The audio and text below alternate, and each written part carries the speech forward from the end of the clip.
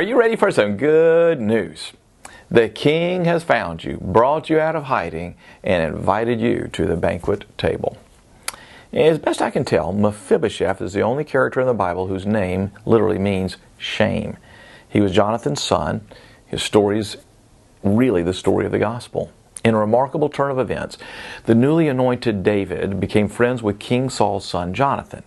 Their friendship was deep and covenantal. The friendship was so unlikely because King Saul felt so threatened by David and in fact tried to kill God's new man.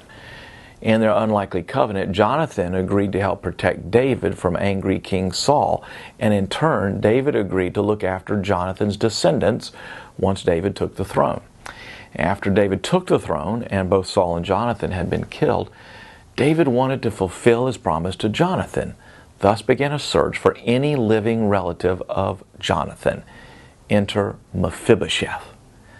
Because new monarchs customarily killed or exiled the living descendants of the former king, Mephibosheth spent his life hiding in fear of the king he didn't know, but David sought him.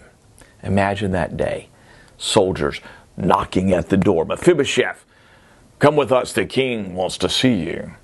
And the cowering Mephibosheth, fearful for his life, trembled at David's feet. But David, far from hurting Mephibosheth, showed him kindness for the sake of Jonathan, promising the son that he would eat at David's royal table forever.